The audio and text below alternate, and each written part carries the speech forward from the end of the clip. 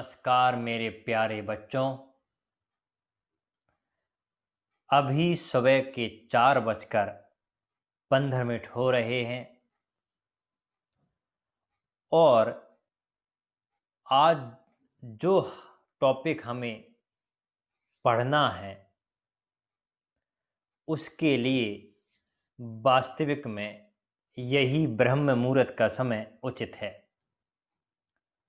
तो आज का टॉपिक शुरू करने से पहले कल जो हमने आश्रम व्यवस्था का अध्ययन किया था इसको थोड़ा देखते हैं, जिससे आने वाला टॉपिक आपका थोड़ा लिंक में रहे। कल हमने पढ़ा आश्रम व्यवस्था। आश्रम व्यवस्था को 100 वर्ष मानकर किसी व्यक्ति की आयु को 4 भागों में बांटा जाता है। पहले के 25 साल आपके ब्रह्मचर्य के होते हैं, जहां एक बच्चा, एक बालक अपना ज्ञान अर्जन करता है। दूसरा 25 साल के बाद 50 साल तक वह अपने परिवार में अपने गृहस्थ आश्रम का पालन करता है। 50 से लेकर 75 तक वानप्रस्थ जाता है, वनों में प्रस्थान करता है। और फिर 75 से लेकर 100 तक फिर आप संन्यास धारण करता है व्यक्ति, और मोक्ष प्राप्ति का उसका उद्देश्य होता है। ये हमने मोटे मोटे तौर पर पढ़े। आश्रम व्यवस्था का जो अर्थ होता है श्रम के बाद विश्राम करना, एक प्रकार से आपको रिटायर होना। इसमें मनुष्य की आयु को आधार मानकर उसके कर्तव्य का विभाजन किया है और समय के साथ साथ उत्तरदायित्व में परिवर्तन किया गया है। हमने 4 भागों में बांटा था। एक पिछली क्लास में हमने अध्ययन कर चुके हैं। 4 भागों के 4 अपने अपने कार्य होते हैं, अपने अपने पुरुषार्थ होते हैं। ब्रह्मचारी का मतलब होता है ज्ञान की प्राप्ति के लिए जीवन बताना, हमने कल देख चुके हैं। और ब्रह्मचारी को 2 प्रकार के भागों में बांट सकते हो। जब कोई बालक ब्रह्मचारी का पालन करता है, ज्ञान का अर्जन करता है। एक 25 साल के बाद कोई व्यक्ति घर की ओर लौट आता है, जैसे आपने रामायण में भगवान राम की और बाकी भाइयों को देखा। 25 साल के बाद वह पुनः अपने क्षत्रिय धर्म को निभाते हैं और परिवार समाज में अपना कर्तव्य पूरा करते हैं। और एक ऐसा व्यक्ति होता है जो लौटता नहीं है। पहले वाले व्यक्ति को उपकुर्बान कहते हैं, जो विद्या समाप्ति पर गृह आश्रम में प्रवेश करते हैं। और दूसरा जो ब्रह्मचारी होता है उसे नैष्ठिक कहते हैं, जो जीवन पर्यंत गुरु के पास रहकर गुरु की सेवा करते हुए विद्या का अध्ययन करता है। ये हमने कल पढ़ चुके हैं, बस थोड़ा सा इसमें हमने एक ब्रह्मचारी के प्रकार को उसमें ऐड किया है। गृहस्थाश्रम सबसे बेस्ट माना जाता है, क्योंकि इसमें आपके पंच महायज्ञ, 3 वर्ग और 3 जो आपके कर्ज होते हैं वो उसका पूर्ण किया जाता है। आपको धर्म निभाते हो, अपने पिता का ऋण, पुत्र का ऋण पूरा करते हो। ये हमने कल पढ़ चुके हैं। अब यहाँ जो आज हमें मेन टॉपिक पढ़ना है, ये तो आपका हल्की सी भूमिका हुई आज के टॉपिक के लिए। जो यहाँ जो आश्रम के कार्य हमारे सामने हैं और आश्रम के जो पुरुषार्थ हैं, जैसे ब्रह्मचर्य आश्रम का पुरुषार्थ क्या है? धर्म है। गृहस्थाश्रम का क्या है? अर्थ व काम है। वानप्रस्थ का आश्रम क्या है? मौन, मोक्ष है उसका पुरुषार्थ, और संन्यास का भी मोक्ष है। ये प्रकार से इन आश्रम के उद्देश्य क्या है? 4 प्रकार के हिंदू धर्म में पुरुषार्थ माने जाते हैं। आज हमें इस टॉपिक को पढ़ना है। आज जो हमारा टॉपिक है वो कौन सा है? पुरुषार्थ। ओके, बड़ा हिंदू धर्म में बड़ा एक अच्छा टॉपिक माना जाता है। हर मनुष्य का ये 4 कर्तव्य होते हैं। बड़े अच्छे से पढ़ना है हमें और अच्छे से समझना है। ठीक है, शुरू करते हैं आज का हमारा टॉपिक, पुरुषार्थ। ओके, पुरुषार्थ का अर्थ क्या होता है? पुरुषार्थ का अर्थ होता है, ये 2 शब्दों से मिलकर बना है, पुरुष प्लस अर्थ। ओके, अब मानव को जीवन में करना क्या है, उसको क्या प्रयास करना है, क्या प्रयत्न करना है, ये होता पुरुषार्थ। और मतलब मानव के लक्ष्य या उद्देश्य को समझा जाता है एक मोटे मोटे तौर पर पुरुषार्थ से।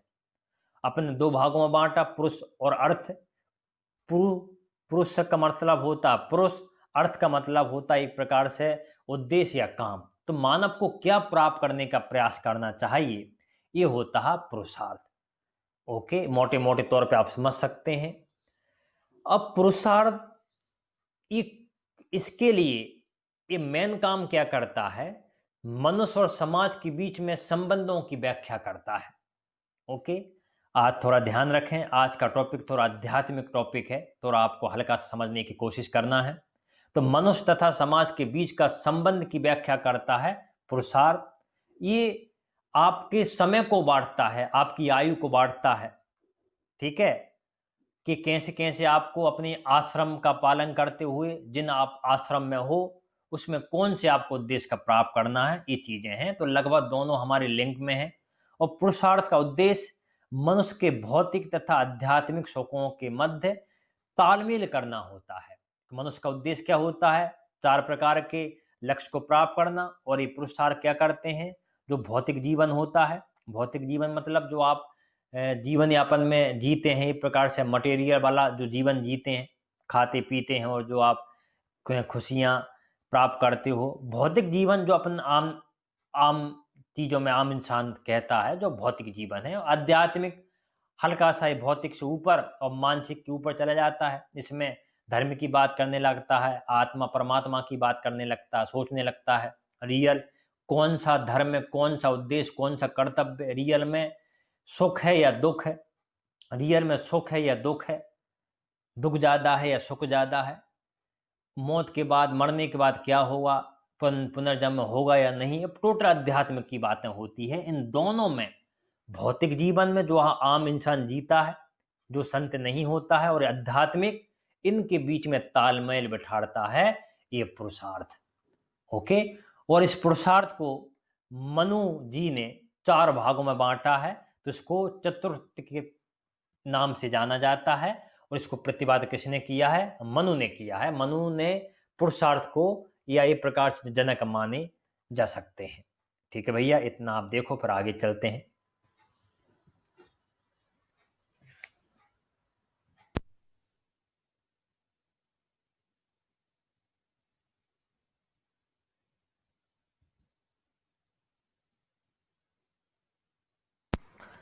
ठीक है मित्रों, टोटल मनुष्य के लक्ष्य या उद्देश्य है, मोटे मोटे तौर पर ध्यान रखें। और ये बहुत गहरा सब्जेक्ट है भैया, ये बड़ा गहरा, बड़ा व्यापक सब्जेक्ट है। हमें सिर्फ उतना देखना है जितना हमारे वैकेंसी, हमारी परीक्षाओं में एक पेपर ओरिएंट हमें पढ़ना है। लेकिन फिर भी जीवन में हमें पता होना चाहिए पुरुषार्थ का मतलब क्या होता है, जब आपकी कुछ चीजें हजम होगी। ठीक है मित्रों, चलते आगे। चार पुरुषार्थ होते हैं हिंदू धर्म में, जीवन के चार उद्देश्य होते हैं मोटे मोटे तौर पर। पहला जो आपका उद्देश्य होता है, जो पहला आपका पुरुषार्थ होता है, वो होता है धर्म। क्या होता है, धर्म। बड़ा गहरा सब्जेक्ट है आज का, बड़ा गहरा, बड़ा सोचने वाला, चिंतन करने वाला, विचारणीय टॉपिक आपका पुरुषार्थ। पहला आपका होता है धर्म। ठीक है, धर्म मतलब एक प्रकार से नैतिक वैल्यू की बात होती है। धर्म का मतलब क्या होता है, समाजशास्त्र की परिभाषा में धर्म का मतलब होता है महान कर्तव्य। व्यक्ति के महान कर्तव्य क्या होते हैं, धर्म की जो व्याख्या होती है वो कुछ छोटी मोटी व्याख्या नहीं होती है। आप सोचो कि जो आपकी पूजा करने की, जो आप अपने आराध्य को मनाने की, ठीक है, जो कर्मकांड की या जो पद्धति पूजा करने की, ये इससे बहुत बड़ी होती है धर्म। धर्म का रियल मन मतलब कह सकते हो एक कर्तव्य, महान कर्तव्य। ठीक है, पहली लाइन देखते हैं। धर्म कोई उपासना पद्धति ना होकर एक विराट और विलक्षण जीवन पद्धति है। ये दिखावा नहीं है, दर्शन है। ओके, दर्शन का मतलब मैं बताया था आपको, दर्शन कहते हैं भैया बड़ा दार्शनिक व्यक्ति है, दर्शन शास्त्री है, बड़ा दार्शनिक बातें कर रहे हो आप। दर्शन का मतलब होता किसी के पीछे अंतिम सत्य की ओर प्रयास करना, अंतिम सत्य को ढूंढना। कि रियल में जो आज हम सुख भोग रहे हैं, कि रियल में ये सुख है या नहीं। सुख है तो अंतिम सुख क्या है? टोटली ये है कि आप सोचता रहता और बड़े बड़ी चीजें होती है, पूरा पूरा हमारा वैदिक धर्म इसके आधार पर ही होता है।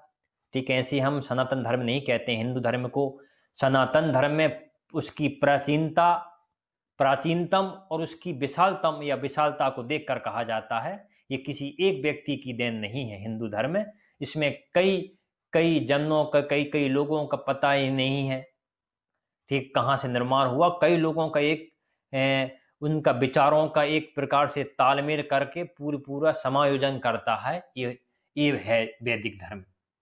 तो पहला हमारा चार पुरुषार्थ में पहला हमारा आता है धर्म।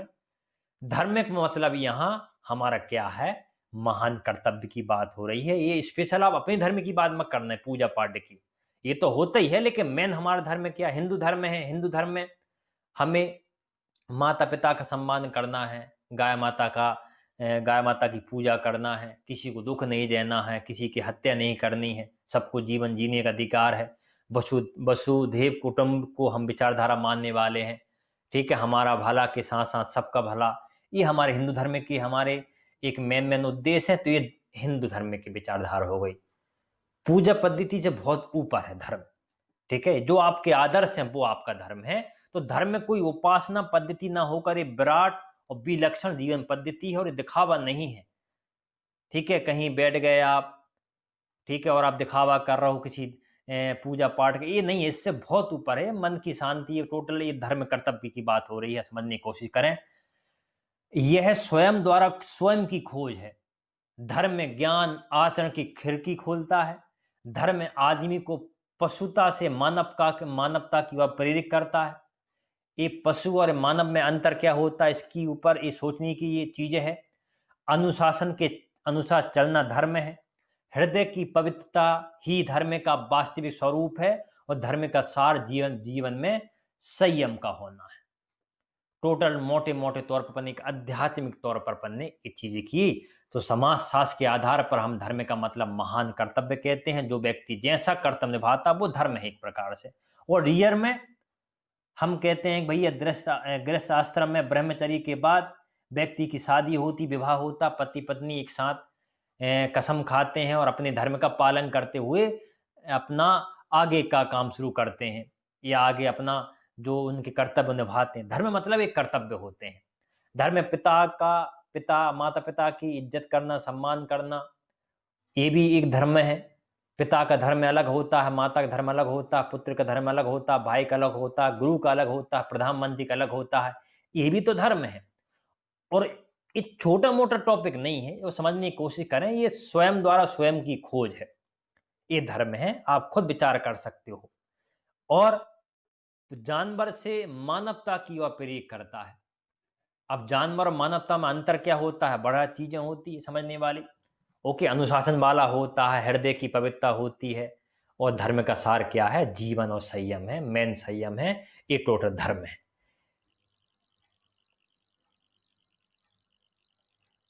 ठीक है पुत्रों, आज मेरी कोशिश रहेगी कि आपको थोड़ा कम समय लूं और ज़्यादा से ज़्यादा समझाने की कोशिश करूं। लेकिन जो आज का टॉपिक है बहुत ही ज़्यादा व्यापक है। मैं इसलिए कुछ चीज़ों से बच रहा हूं, लेकिन बिना बचे काम भी नहीं चलेगा। तो फिर तो वो वीडियो अपना लगभग 1.5 घंटे तक पहुंचेगा। तो जो सामने आपका धर्म की परिभाषा लिखी है कि स्वयं द्वारा स्वयं की खोज धर्म है। तो भैया स्वयं द्वारा स्वयं की खोज मतलब अपन तो कहते हैं अपनी धर्म, ये किसी ने बनाए हैं। ये धर्म एक अलग है, ये अपने अपने प्रभु को प्राप्त करने का एक उपासना है। हर धर्म में अलग अलग प्रकार की पद्धति है, वो उसकी बात थोड़ी अपन बाद में चर्चा करेंगे। ठीक है, चीजें बहुत ज्यादा हैं और कम समय में समझाना है तो आपको थोड़ी कंफ्यूजन भी होगी, मिलावट भी होगी। लेकिन यहाँ जो स्वयं द्वारा स्वयं की खोज धर्म है, रियल में धर्म यही होता है। सामने लिखा उपासना पद्धति ना होकर ये विराट जीवन पद्धति है और दिखावा नहीं, दर्शन है। दर्शन मतलब आपको विचार करना है। तो यहाँ स्वयं द्वारा स्वयं की खोज का मतलब अपन अच्छे से महाभारत के प्रसंग के माध्यम से समझ सकते हैं कि अर्जुन कहते हैं भगवान से कि भगवान कि धर्म क्या है, वो धर्म का निर्माण कौन करता है।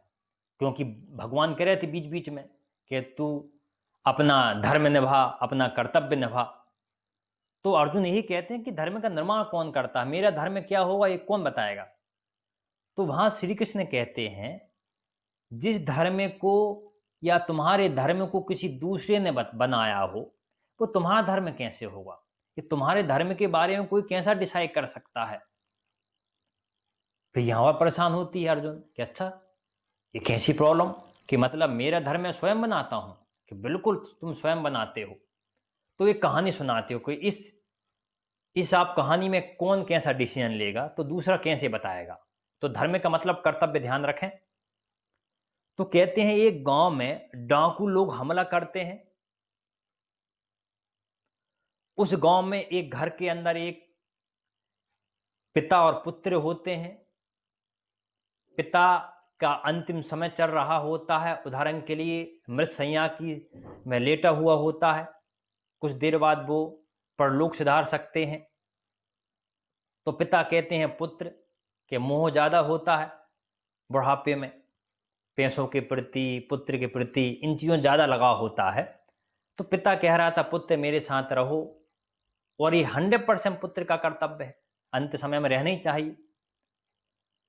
तो वो गंगा जल चढ़ा रहा इतने दे रहे थे और भगवद गीता पढ़ रहे थे, अपने अंत समय अपने पिता के साथ थे। उसी समय उसको पता लगता है कि गांव में डाकुओं ने हमला कर दिया। उसको पता लगता है गांव की कन्या को उठा के ले जा रहे हैं। मैं भगवद गीता की कहीं मैंने सुना था, पूरी कहानी सुना रहा हूं। तो फिर उस बच्चे का धर्म क्या होगा, क्योंकि गांव की बच्चियां बहन हुई, गांव की जो बेटियां माता बहन हैं वो भी आपकी माँ बहन है।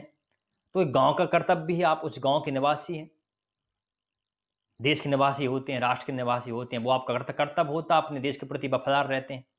ऐसे गांव का कर्तव्य होता है। एक तरफ उसका पिता अपने अंतिम समय पर हो, तो वो बालक या जो पुत्र है वो किस धर्म को निभाएगा। तो भगवान यही कहते हैं कि बाहर वाला कैसे बता सकता है, रियल में अगर सोचो कि कौन सा धर्म निभाए वो। रियल में कोई कुछ भी बात कर दे कि ऐसा निभाना चाहिए, ऐसा निभाना चाहिए, तुमको ये करना चाहिए, लेकिन नहीं, ये तो वो स्वयं बताएगा। उस समय जिस परिस्थिति में है वो स्वयं देख सकता है, स्वयं महसूस कर सकता है कि मेरा पहला धर्म क्या होना चाहिए, या मैं पति के अपने पिता के साथ रहूं या अपनी कन्या को बचाऊं। इसलिए भगवान कहते हैं कि कोई भी व्यक्ति दूसरे का धर्म नहीं बना सकता, तुम्हारा धर्म तुम स्वयं बनाओगे। इस शानदार उसका उदाहरण है, इसलिए बोला है कि सामने लिखा है स्वयं द्वारा स्वयं की खोज धर्म है। और वहां आगे पीछे एक बात और करते हैं, इससे हट के बात करते हैं गीता में, जब कहते हैं कि तुम अपना कर्तव्य निभाओ, इनको मत देखो ये तुम्हारे परिवार के हैं, भीष्म पितामह ये हैं, ये सब ये सामने देखो, वो अधर्म है, इधर धर्म है, कि तुमको धर्म की जीत करना है। कि मैं धर्म निभा रहा हूं, मेरे परिवार के हैं, कि नहीं, धर्म के लिए वो कहते हैं धर्म के लिए भावना की जरूरत नहीं होती, धर्म के लिए कर्तव्य की जरूरत होती है। तो आप यहां समझ सकते हो पूरी चीजें, कर्तव्य का लिंक करना पड़ेगा। मेरी मुसीबत ये है कि आपको ये बहुत बड़ा टॉपिक को कम समय में समझाने की कोशिश करनी पड़ेगी। ठीक है पुत्रों, इतना ही। और ये नीचे और लिखा, ये भी देख लो, पशुता से मानवता की ओर प्रेरित करता है धर्म। कि भैया धर्म इंसान को, यह धर्म आदमी को पशु से मानव बनाता है। किसका मतलब क्या, पशु और मानव, एक तरफ पशु एक तरफ मानव। तो मनु पशु की पर क्या परिभाषा, मानव की क्या परिभाषा है, तो वो तो इसके ऊपर बहुत बड़ी बात हो सकती है। लेकिन फिर मोटे मोटे तौर पर पशु अपने छोटे जानवरों को सताता है, मारता है, खाता है, परेशान करता है। आपने आप बोलो भाई ये कैसे हो सकता है, आप खुद देख लो। जंगल का राजा शेर, सब कुछ पावर, अद्भुत पावर, दौड़ने की, खाने, दांत की, यहां तक कि रात में उसको दिखता है, कैमरे लगे रहते हैं उसकी आंख में, 3D दिखता है, हर चीज जो आप सोच सकते हो, इसलिए वो शेर है। लेकिन वो भी अपने छोटे कमजोर जानवरों को मारता है। कभी सामने शेर को हाथी पास आ जाता है धोखे से तो डर जाता शेर। अब वो अलग बात कहीं कहीं हो जाती चीजें, ठीक है, डरता है कि यार शेर हाथी आ गए हैं, तो मतलब वो अपने कमजोर जानवर को देखता और सताता, परेशान करता, वो पशु का मतलब होता है। लेकिन मानव का मतलब ये होना चाहिए कि अपनी कमजोर को ना सताए और जहां कमजोरी है वहां आप खड़े हो जाए। ये रियल में मानव का मतलब होता है। मानव का मतलब उद्धार की बातें होती है, कल्याण की बात होती है, वो एक अलग बात है। कलयुग में पशु तो बेचारे फिर भी समझदार हो रहे हैं, मानव तो पशु ज्यादा हो रहे हैं। ये चीजें होती हैं, इसको आप थोड़ी समझने की कोशिश करें। इस उदाहरण से कम समय में ज्यादा से ज्यादा इतने हमें धर्म देखना है। ठीक है मित्रों, ठीक है। चल, अब दूसरा जो आपका पुरुषार्थ है वो है अर्थ। वो है अर्थ। हमने पिछले अध्याय में पढ़ा आश्रम को 4 भागों में बांटा था। पहला आश्रम आपको ब्रह्मचर्य, इसमें आपका ज्ञान की प्राप्ति थी और आपको धर्म का पालन करना था। तो टोटल उसी का टॉपिक हम पढ़ रहे हैं। अर्थ का मतलब क्या है?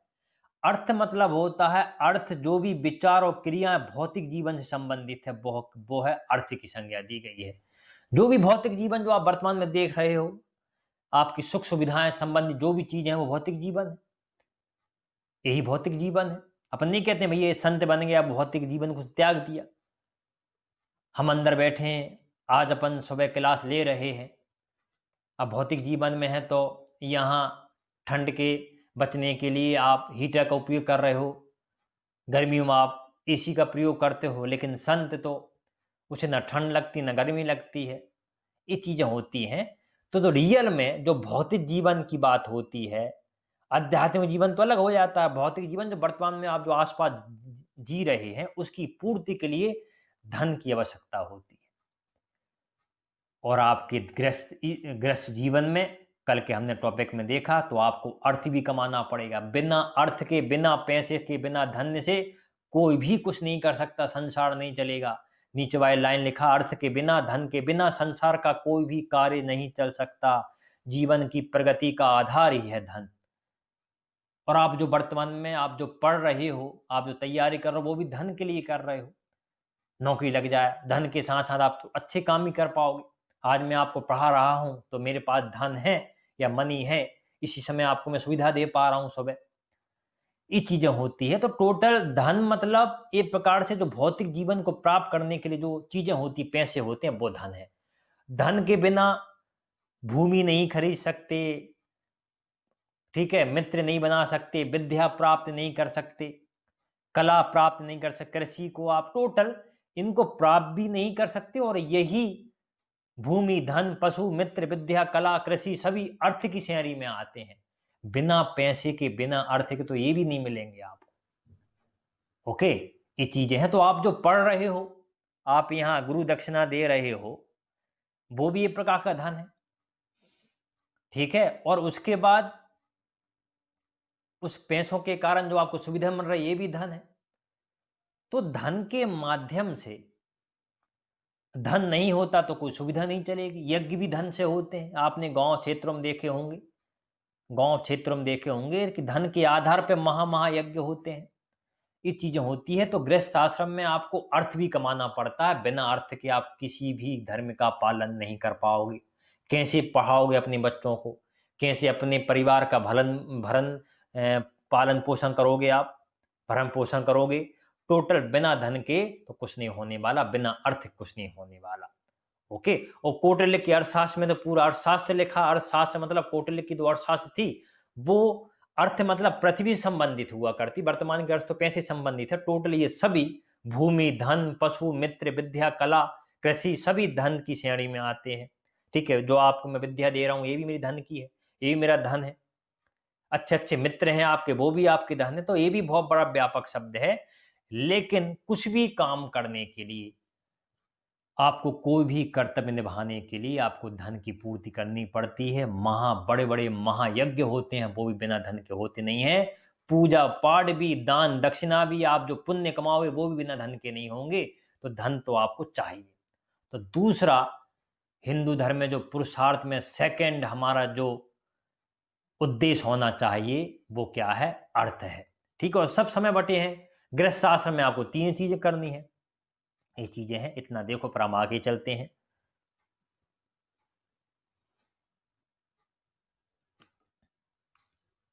अब है काम।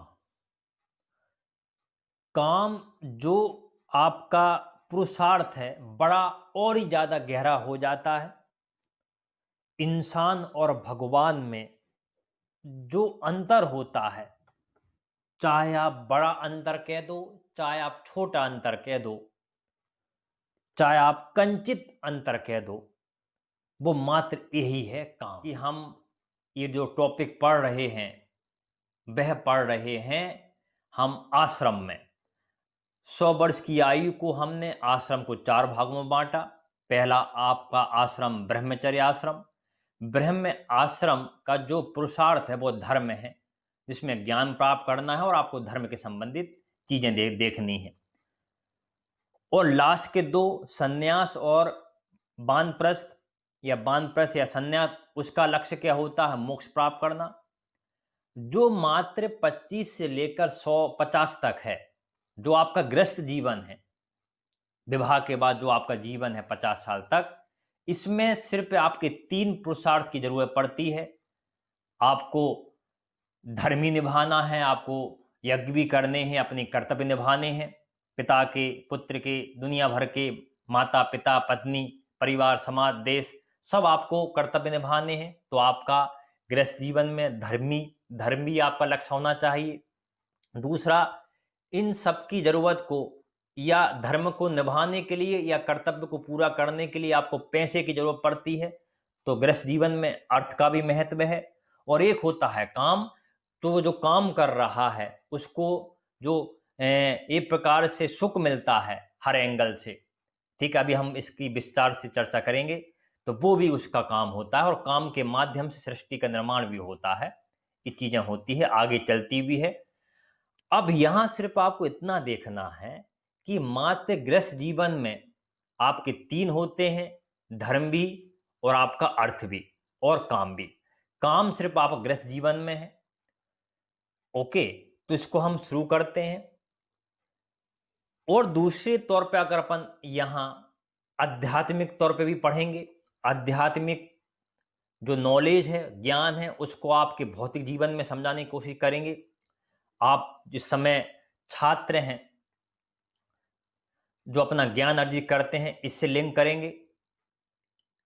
ओके, तो काम शुरू करते हैं। सबसे मोटे मोटे तौर पे आप यहां से मन में निकाल लें कि काम का मतलब सिर्फ एक किसी के प्रति आकर्षण या नेगेटिव काम है। इससे अलावा भी कई चीजें हैं। ओके, काम का मतलब अगर सिंपल शब्दों में देखें तो काम का मतलब होता है कामना, काम का मतलब होता है तृष्णा, काम का मतलब होती है इच्छा। एक प्रकार से इच्छा, कामना होती है। वो क्यों होती है? क्योंकि हर शरीर में आपके 5 अंग होते हैं, जो इंद्रियां होती हैं, उनके कारण आपका काम होता है, आपकी कामना आती है। आप मोटे मोटे तौर पे काम का मतलब यहां इच्छा या कामना और तृष्णा कर लें, ठीक है। और काम एक नहीं है, 100 प्रकार के काम है। तो मोटे मोटे तौर पर 5 अंग है, जैसे जिनको आप ज्ञान इंद्रियां कहते हैं। इंद्रियां कई प्रकार की होती, काम इंद्रियां होती हैं, ज्ञान इंद्रियां होती हैं और कई प्रकार की होती है। अपन यहाँ अध्यात्म को नहीं जाएंगे। और सबसे बड़ी समस्या ये है कि जो आपको पढ़ाते हैं उसको लिमिट में पढ़ाना है, और आपको लिमिट में आपको पढ़ना भी है, आपके नंबर बढ़ सके। नहीं तो इनका एक एक टॉपिक पर आप एक एक महीने भी बोलेंगे वो भी कम है। तो मोटे मोटे तौर पे एक पुरुषार्थ में, अर्थ हो, काम हो, मोक्ष हो, इस पर आप 2-2 3-3 घंटे की एक वीडियो बना सकते हो। ये चीजें होती है। फिर भी अपन को हल्का सा कंट्रोल करके ये ध्यान रखना है कि आपको इतना समझाना है कि आपको कभी भी चीजें हो तो आप गलत धारणा ना लेके चलें, ठीक है। तो 5 अंग होते हैं जिनको ज्ञान इंद्रिय कहते हैं। एक अंग आपका आंख होता है, कान, नाक, जीभ, स्किन, ये मेन ज्ञान इंद्रियां होती है। और अपन सुनते हैं एक छठी इंद्रिय भी होती है, जिसको सिक्स सेंस कहते हो आप। मोटे मोटे तौर पे कहें, जो हमारी दोनों आंखें होती हैं, आंखों के ऊपर जो आपके आईब्रो होते हैं, जो भौं होती है, इनके बीच में जहां अपन तिलक लगाते हैं या बिंदी लगाते हैं, वहां होती है आपकी छठी इंद्री। ओके, इसकी चर्चा अलग प्रकार से हो सकती है। तो ज्ञान इंद्रिय ये 5 प्रकार की होती है। इनके अपने विषय होते हैं भोगने के। इनके जो विषय होते हैं, कौन कौन से विषय? आंख का विषय क्या है? आंख का विषय सृष्टि ने जो काम का निर्माण किया है, जो इंद्रिय बनाई है, उनका उनका मतलब ही है। हर आंखों को अच्छा देखने का मन होता है। घूमने क्यों जाते हैं हिमालय पर, कहीं कहीं समुद्र में? वो देखने के लिए कि अच्छी चीज देखें। वो कि कोई व्यक्ति है जो गंदी चीज देखना चाहता हो? तो आंख का स्वभाव है अच्छा देखना। ठीक है। यहां तक कि आप वर्तमान में कुछ भी नाटक, मूवी, फिल्म देखते हो या कोई कार्यक्रम देखते हो, आप भी चाहते हैं कि यार ये फुल एचडी में मिले। तो मतलब आंख का मतलब यह है कि रूप देखना या अच्छा जो भी अनुभूति होती आंख की, वो देखना। कान का कान जो ज्ञानेंद्रिय है, उसका विषय क्या है? अच्छी बातें सुनना। कोई व्यक्ति निंदा कर देता है तो दिमाग खराब हो जाता है। तारीफ सुनना, प्रशंसा सुनना। किसी महोदय ने कहा है कि प्रशंसा एक शराब की तरह है जो कानों को अच्छी लगती है, कुछ समय के लिए आपको मदहोश कर देती है। तो कान कान का जो विषय है वो शब्द है। बड़ा गहरा सब्जेक्ट है भैया। ये मेरी समस्या है कि मैं आपको कम समय में आपको पढ़ाना है, नहीं तो अगर आप फ्री हैंड कर दें तो एक एक चीज पर अपन 5-5 घंटे बोल सकते हैं, जब आप रियल में पूरा शास्त्रों का मतलब समझेंगे। लेकिन फिर भी मेरा कर्तव्य है कि आपको इतना समझाने की कोशिश करें, ठीक है, कि आप भविष्य में आप गुमराह ना हो, इसका मेन मतलब रहे। तो कान एक है। आप लगे भैया कान से हम कैसे परेशान हो सकते हैं? भैया कोई व्यक्ति आपको 2 मिनट में बुराई कर देता है, आप पूरा अपना लक्ष्य चेंज कर देते हो। आपकी कोई तारीफ कर देता है तो आप भटक जाते हो। ये भी एक प्रकार से काम है। आपसे आपको अपने लक्ष्य से भटका देते हैं। अगर आपकी कोई तारीफ कर दे, उससे भी क्या हो जाएगा, क्या फायदा हो जाएगा? अगर आपकी कोई बुराई कर दे, आपका उपहास कर दे, ठीक है, तो उससे क्या नुकसान हो जाएगा आपका? अब नाक का मतलब क्या होता है? इसका विषय होता है गंध। ठीक है। और स्पेशली अब हम 4 पुरुषार्थ पढ़ रहे हैं। आपको पता होना चाहिए 4 आश्रम बांटे गए हैं। किस आश्रम में?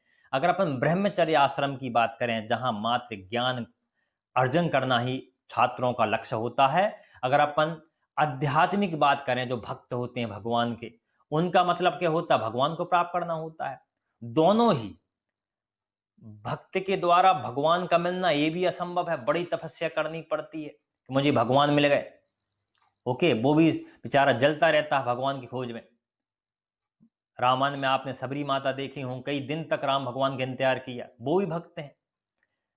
अब भक्त हैं, पूजा पाठ कर रहे हो, आप ध्यान कर रहे हो, ध्यान में आपको कुछ आपको खाने की चीजें दिख रही है। ठीक है, आपको दिख रहा कि मैं भी घूमने चले जाऊं बाहर, मित्रों के साथ, चाहे कहीं कोई चीज भी करने चले जाएं बाहर घूमने, तो आप भटक जाओगे। ऐसी छात्रों का होता है ब्रह्मचर्य में। अब ब्रह्मचर्य का मतलब होता है एक साथ बैठकर लंबे लंबे समय तक आप पढ़ोगे, चिंतन करोगे, जब तो उसके मास्टर होंगे। ये चीजें होती हैं। तो दोनों में ही असफलता जो काम खराब करती वो होती काम। उधर अगर हम आध्यात्मिक की बात करें तो उधर भक्त अगर भगवान में लीन है, अगर उसके मन में आ जाए, परिवार आ जाए, ये सब आ जाए, तो कैसे ब्रह्मचर्य हो सकता है? कैसे संन्यास धारण कर लेगा? कैसे वानप्रस्थ कर लेगा? महात्मा बुद्ध भी घर से भागे थे। ठीक है, उन्होंने तपस्या की, 5-6 सालों उनको ज्ञान प्राप्त हुआ था। ऐसी ब्रह्मचर्य होता छात्रों का। आपको कुछ समय 25 साल तक आपको सब छोड़ना पड़ता है। पढ़ना भी है, ठीक है, घूमना भी है, लोगों की शादियां जानना है, लोगों की शादियां अपने परिवार की दोस्त की जाना है। ठीक है, वो भी करना, और सोच रहे हैं पढ़ भी लेंगे। तो कैसे आपका कंसंट्रेशन बनेगा? तो यहां से मोटे मोटे तौर पे देखना, काम कुछ छोटा चीज नहीं है। भगवान और भक्त में, या मानव या महामानव में, या मानव और देवता में, अगर अपन एक प्रकार कहें अंतर का, वो भी काम का अंतर है। अगर दोनों में कई अंतर हैं, एक अंतर हम कहें तो वो भी काम का अंतर है। आम व्यक्ति से भविष्य में डिस्टर्ब हो जाता है और भगवान को कोई फर्क नहीं पड़ता, संत को कोई फर्क नहीं पड़ता। ठीक है, ये चीजें होती है। कान का मतलब ये है कि शब्द सुनना, ओके, तारीफ सुनना, ये चीजें होती है। गंध का मतलब बैठे हैं भक्त करने, ठीक, पढ़ने बैठे हैं। मैंने दिल्ली में देखा, कई लोग पढ़ने जाते हैं कि हम इंदौर दिल्ली पढ़ रहे हैं। मैं तो हर जगह लगभग हर राज्य के मेन जो अपने उत्तर भारत है लगभग, तो जहाँ अच्छा मुझे लगे वहाँ पढ़ने गया मैं कुछ महीनों, कुछ साल। ठीक है। अब कुछ लोग पढ़ने बैठे, नौटंकी टाइप के, पढ़ने बैठे कि यार चाय पीने का मन हो रहा है, चलो रात के 2:30 बज रहे हैं, 3 बज रहे हैं। तो दिल्ली में, अब मैं भी पढ़ता था रात को, अगल बगल वाले हॉस्टल वाले पढ़ते थे, कई हमारे बेचारे साथ भी होते थे कि यार ऐसा करते हैं कि निजामुद्दीन एक्सप्रेस, जहाँ निजामुद्दीन जो रेलवे स्टेशन है या बस स्टैंड है, वहां मिलेगी चाय। अब आप हल्की सी एक प्यास के लिए, चाय के लिए जा रहे हो, और 3-3 घंटे बर्बाद कर दी, वहीं पोहा खा के बैठ गए। ओके, पोहा खा लिया, चाय पी ली, फिर घर लौट के आ रहा है, फिर सुबह हो गई, सो गए। ये शुरू तो पता ही नहीं लगता, पता ही नहीं लगता कि बाकी आप पढ़ने बैठे हो, क्या रात, क्या चाय, क्या चीजें। ओके, कई तो ऐसे धुरंधर होते हैं कि अगर हम रियल में, अगर मैं नेगेटिव बोल रहा हूं, अगर हम मान लो कुछ नशा कर लेते हैं, नशा मतलब अगर हम बियर पी लेते हैं, ठीक है, तो हम लंबा पढ़ सकते हैं। ये चीजें हैं, ये सब एक प्रकार से ढोंग है, इनको आप कंट्रोल करो, इसलिए ब्रह्म आश्रम में बोला है।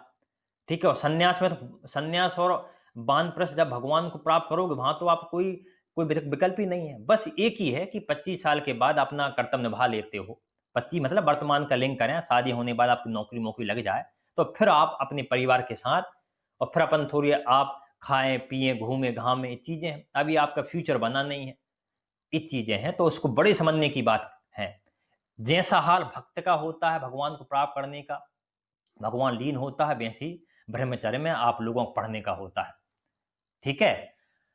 अब बात देख लो, जीभ, जीभ हो, गंध हो, सुबह शाम ड्यू लगा घूम रहे हो, पढ़ने आ रहे हो। अपन देखा हो अपनी कोचिंग में कई लोग अलाउ नहीं है, तो कोई पेन के, कोई सेंट लगा के आता है, तो पता लग जाता है ये पसंद नहीं है।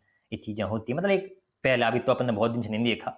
और रियल में आप पढ़ने वाले हो तो आप पढ़ रहे हैं, और जो नहीं पढ़ने वाला वो घर से निकल रहा है, मान लो कोचिंग भी जाना है कहीं टाइम पास के लिए, MP नगर जाना हो, कहीं भी जाना है, सेंट लगाएंगे, क्रीम लगाएंगे, पाउडर लगाएंगे, फिर जाएंगे हम, क्या वो पढ़ेगा? उसे पता, पढ़ने वाले पता लगता है कि वो क्या कर रहा है।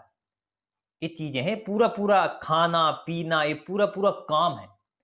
स्पर्श क्या होता है, स्किन क्या होती है, अब जो स्किन का जो विषय होता है वो स्पर्श होता है।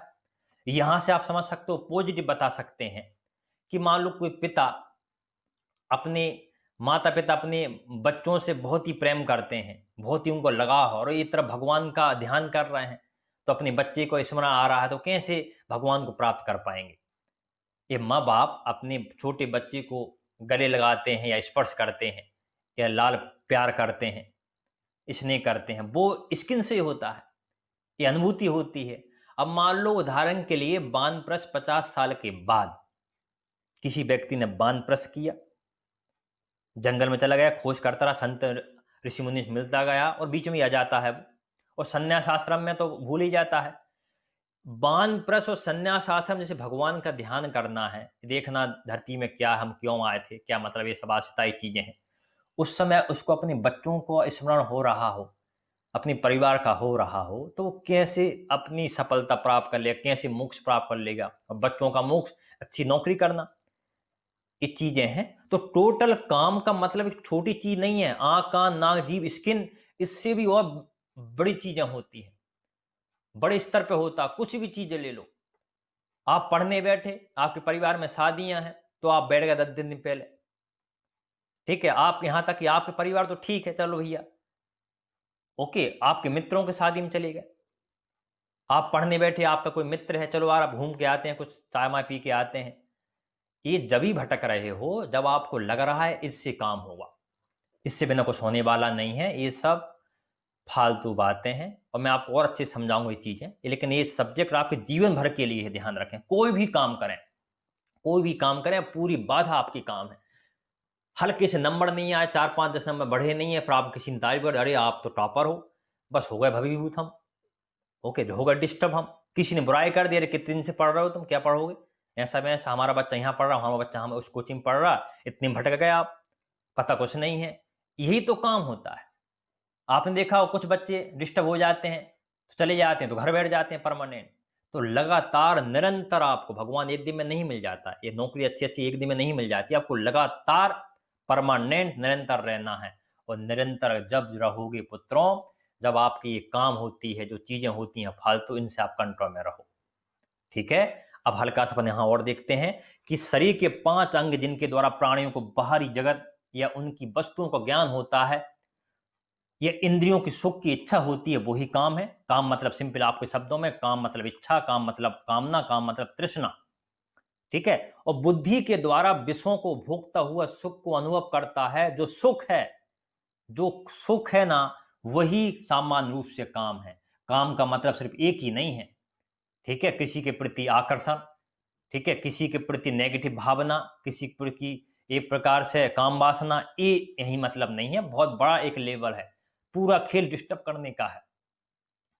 ओके, ये चीजें हैं। चलो, मैंने आपको कई बार बताया है, वो सब नश्वर चीजें हैं। मैंने ये कि मान लो कोई मीठा है, मिठाई है, एक मिठाई 1 किलो 500 रुपये में आती है, एक मिठाई 1 किलो 5000 रुपये में आती है। आपको दोनों आपके हाथों में रख दे, एक 1 किलो वाली, एक एक 500 रुपये वाली और एक 5000 रुपये किलो वाली, एक का एक 500, एक का 5000। जब तक उसको आप जीभ में नहीं रखोगे, क्या मतलब? वो जीभ का ही खेल है। जीभ में कितनी देर करते हो, रखते हो? वैसे तो 32 बार कुछ भी खाते हो, चबाना चाहिए, इतना चबा पाते हो? अरे कुछ सेकंड का खेल खेल होता है, जीभ में रखा और काम खत्म। तो टोटल बात है, अस्थाई तो है। हाथ में कोई मिठाई रखी है, चाहे 500 रुपये किलो वाली हो या 5000 रुपये किलो वाली हो, वहां भी उसकी कोई वैल्यू नहीं, और जीभ के नीचे भी उसकी कोई वैल्यू नहीं। और पेट को वही अच्छा लगता है जो जीभ को खराब लगता है, और जो जीभ को अच्छा लगता है वो पेट को खराब लगता है। मीठा पेट खराब कर देता है। ओके, अगर आप कुछ कड़वी चीज खाते हो, लौकी सब्जी खाते हो या करेला खाते हो, जो जीभ को खराब लग रहा है वो पेट के लिए फायदेमंद होता है। टोटल खेल कुछ सेकंड का होता है। ये चीजें होती है, ये होती है काम। इसको एक बार देखें, फिर और थोड़ा समझाने की कोशिश करता हूँ। बात यहाँ की नहीं है। आपको कभी वेदों पढ़ने में, शास्त्र पढ़ने में, मेरे हिसाब से तो आप अभी फिलहाल तो अब बस की बात नहीं है, और आने वाले टाइम पे भी मेरे हिसाब से हो सकता है, कभी मौका लगे ना लगे। तो यहाँ जो सबसे बड़ा खतरनाक टॉपिक है, उसको आप हल्का सा आधे घंटे 15 मिनट और क्लास बढ़ जाए तो उसमें क्या बुराई। ठीक है, यहाँ ये बार देखें, फिर मैं ये हमने काम देखा। अब जो हम देखेंगे, हल्का सा एक आध्यात्मिक तौर पे हम इसको समझने की कोशिश करेंगे, लेकिन उससे पहले एक प्रैक्टिकल बात कर लेते हैं कि भैया कहने पर काम, कोई भी क्या व्यक्ति अपनी सुख को त्याग सकता है क्या? कि अपने जो लक्ष्य की प्राप्ति करना है उसके लिए परम त्याग कर सकता है क्या? उसको अपन समझने की कोशिश करते हैं।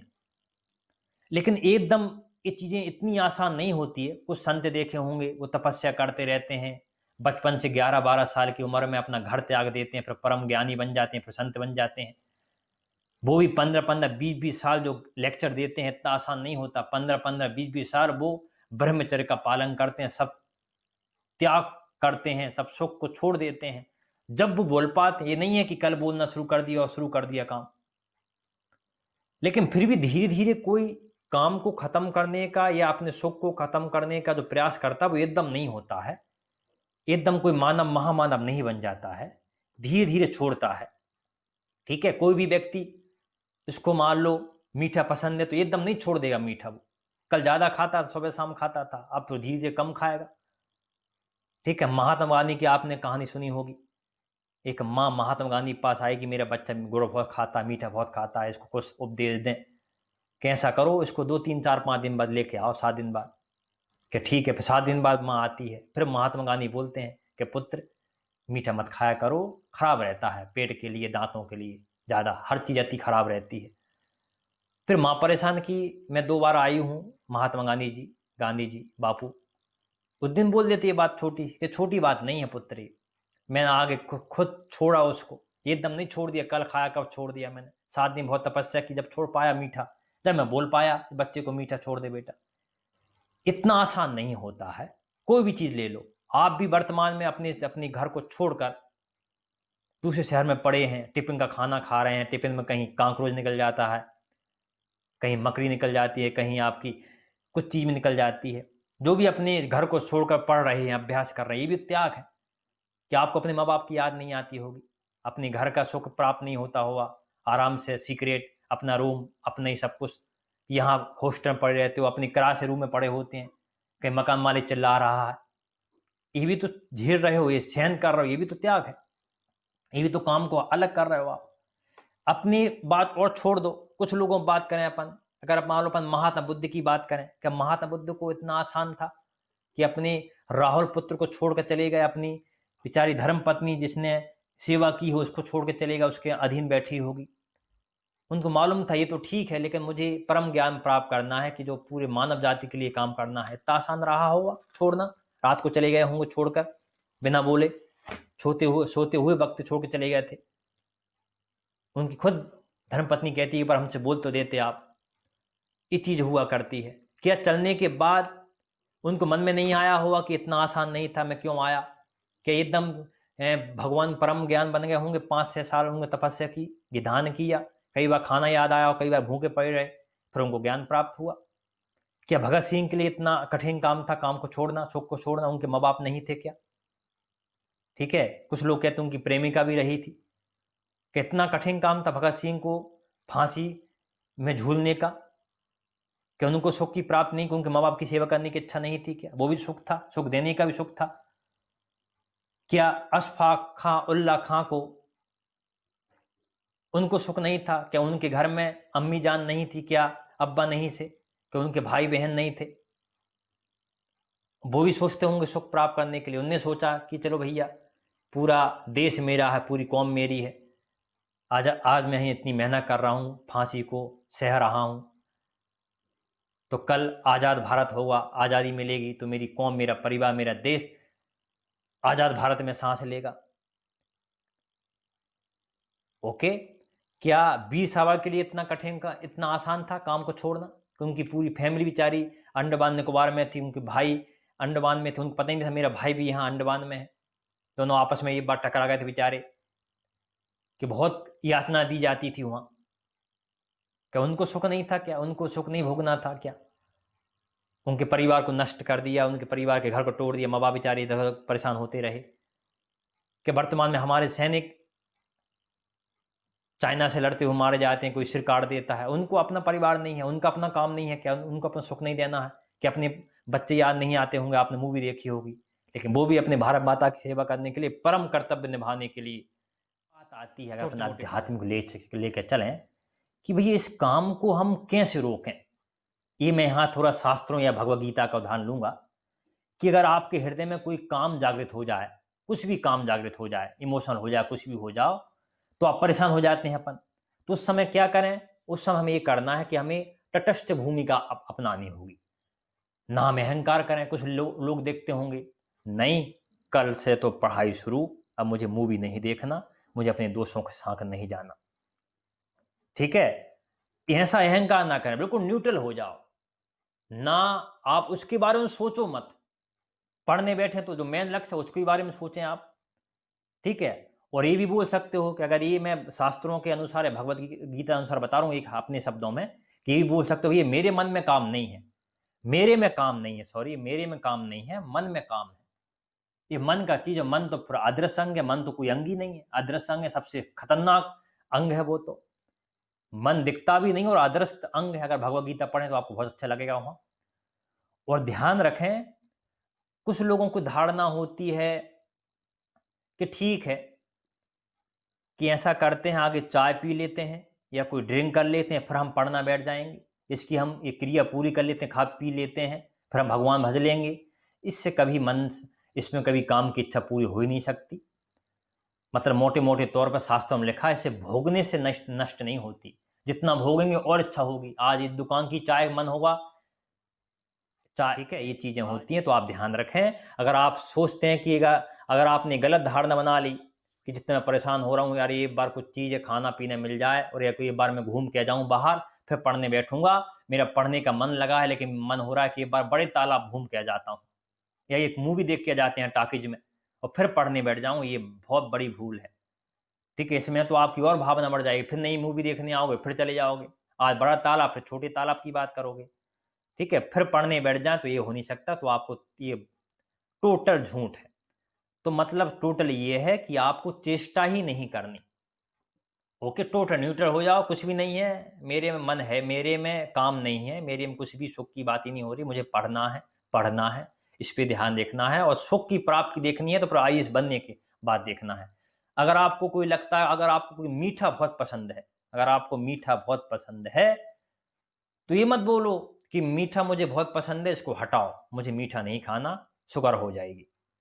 नहीं, ये मत बोलो, इसमें फिर और क्योंकि अभी भी आप उसके बारे में सोच रहे हो, मीठे के बारे में।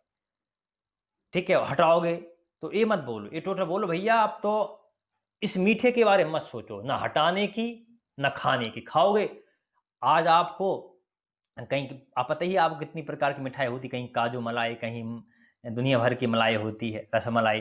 ठीक है, कितनी प्रकार की मिठाई होती है, दुकान में जाते हो तो आप कितने अनलिमिटेड मिठाई होती है।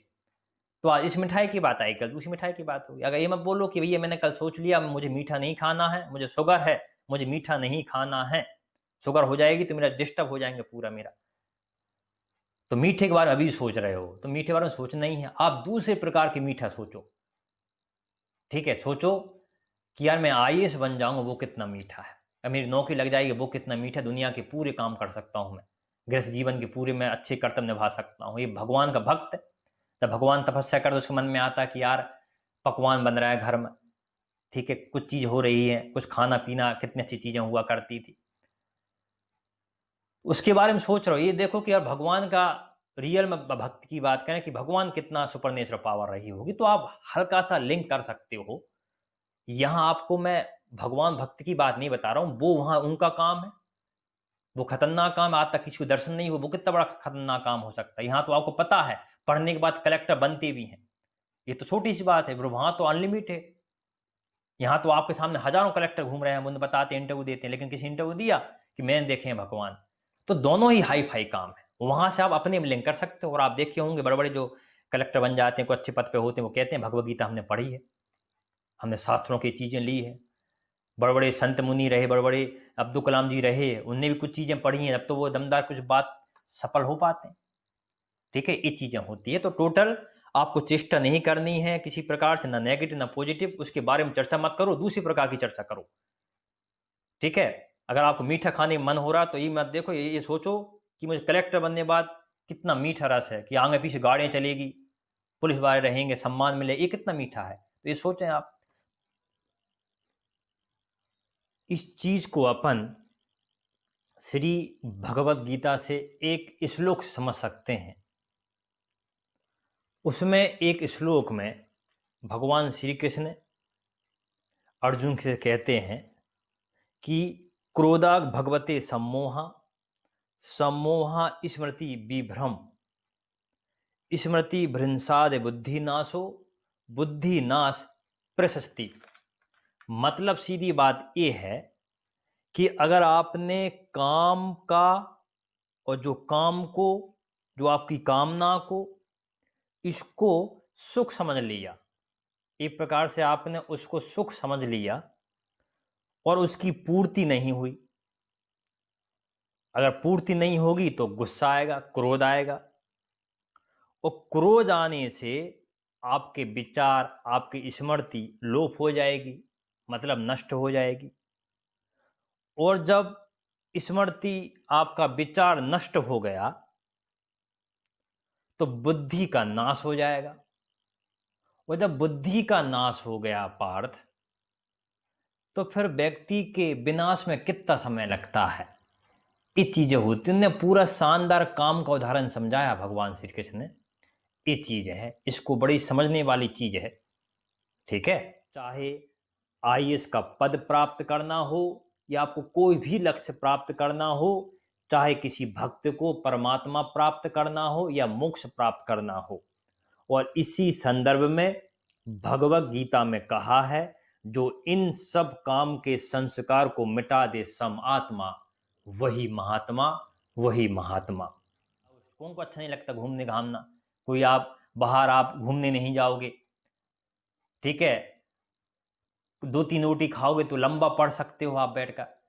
अब खा के बैठ गए पकवान, लंबी लंबी चीजें, तो आप 2 मिनट में आप नींद जाएगी, नींद आएगी तो नींद आ जाएगी और नींद से न उठना वो भी काम है, आलस आ रहा वो भी काम है आपका। आया समझ में? तो उठ नहीं पा रहा हो सुबह, ये भी तो काम है, तो वहां भी आपको सुख मिल रहा है। तो ध्यान रखना मेरे मित्रों, जो भी आप सह रहे हो, जो भी आप सहन कर रहे हो, खाना त्याग रहे हो, अपनी तारीफ अपनी निंदा, कोई निंदा कर रहा हो वो सह रहे हो, ठीक है, हर बच्चे हर व्यक्ति को बेचारा सुख अच्छा लगता है, ये सब सह रहे हो। यही भगवान कहते हैं कि भैया जो भी तुम सह रहे हो ना, इसका एक एक सेकंड का हिसाब होगा। जो व्यक्ति पढ़ रहा है, जो व्यक्ति प्रयास कर रहा है पढ़ने के हिसाब के लिए, जो सुबह शाम मेहनत कर रहा है, ये भी सहना हुआ। एक एक सेकंड का हिसाब होगा। अगर आप मेहनत कर रहे हो तो आपको अच्छा फल मिलेगा, और नहीं करोगे तो उसका फल मिलेगा। तो एक एक सेकंड का फल मतलब मेहनत कर रहा हो तो उसका फल अलग, नहीं कर रहा हो उसका फल अलग।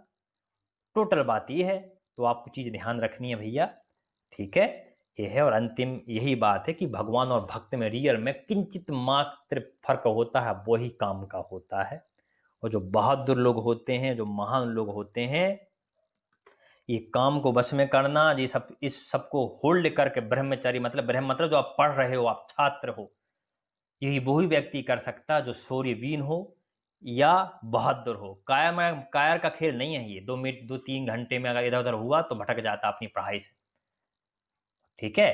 तो इतना ही हम पढ़ेंगे काम, और ये रियल में बताऊं मैं आपको बहुत ही बड़ा है, कम शब्दों में समझाने की कोशिश कर रहा हूं। इतना समझ लो, टोटल भ्रम है, इसको कंट्रोल करो और सुबह शाम लग जाओ पढ़ने में और प्राप्त कर लो जो भी अपना लक्ष्य है, फिर आपका जीवन है आपका, ठीक है। यही स्वर्ग है, यही नरक है, अच्छी नौकरी लग जाएगी, आप यही दुनिया भर की सुख भोगोगे। नहीं तो ये भी कहा गीता में, सबसे बड़ा पाप गरीबी है, नहीं वो भी तैयार रहो, ठीक है। इतना देखो, फिर अगले पुरुषार्थ की ओर चलते हैं। थोड़ा मैंने टाइम लिया समझाने के लिए, लेकिन ये जीवन भर के लिए आपके लिए, हर जो भी समस्या आएगी हर प्रकार की, वो इसी से आप समझने की कोशिश करें, ठीक है। किसी ने 2 लाइन कुछ उल्टी सीधी बोल दिया, क्रोध आ गया, क्रोध भी तो काम है, ठीक है। सुबह उठ नहीं पा रहा हो, उससे परेशान हुआ, वो भी तो काम है। एक व्यक्ति उठ के सुबह बैठ जाता है, मैं जो आपको वीडियो बना रहा हूँ ये भी लगभग इस समय वो भी 5 बजने वाले हैं। ये चीजें होती है, तो ये भी चीजें होती भैया, इसको आप ध्यान रखें। ओके मित्रों, इतना देखो, फिर हम आगे चलते हैं।